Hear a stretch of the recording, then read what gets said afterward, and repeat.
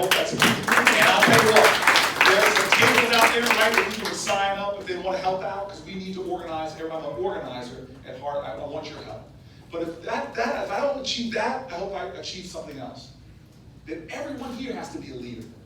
And that the best way to lead is with example, is by changing. Because if you do the same thing you did yesterday and expect a different result today, you're not going to get them.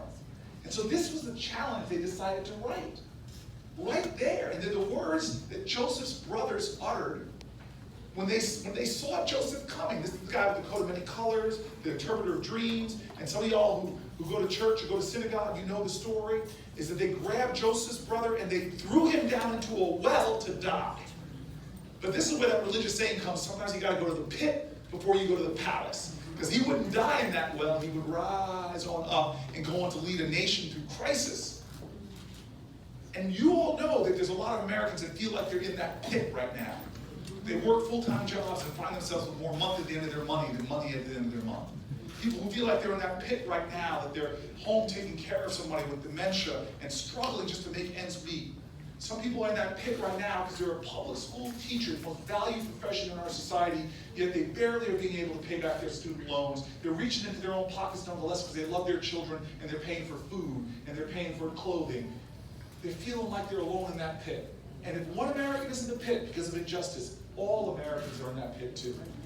So what does it say where Martin Luther King was slain? You all have a chance, go to Memphis, go to the Lorraine Motel. It's now a museum, and look down and read this. First time I read it, I got chills, because it says this, a challenge to all the coming generations. It says this, Joseph's brothers' words, behold, here cometh the dreamer.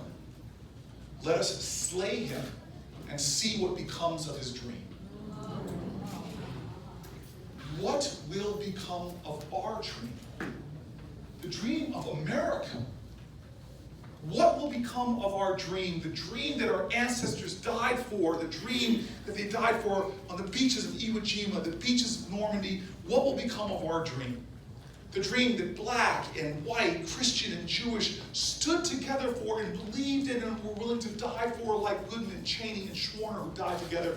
What will become of our dream? Will it be diluted? Will it become diminished? Will it become divided against itself? What will become of our dream? And I tell you this, the only answer to that question is in this room.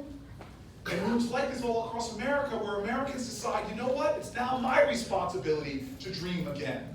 And I'm going to dream some bold dreams and some defiant dreams. I'm going to dream some humble dreams that my country can be a nation where everyone has access to health care. That my country can not just have great public schools, but our public schools are cathedrals of learning. That my nation can be a nation where everyone can retire with safety and security and dignity. These are the dreams that our country needs.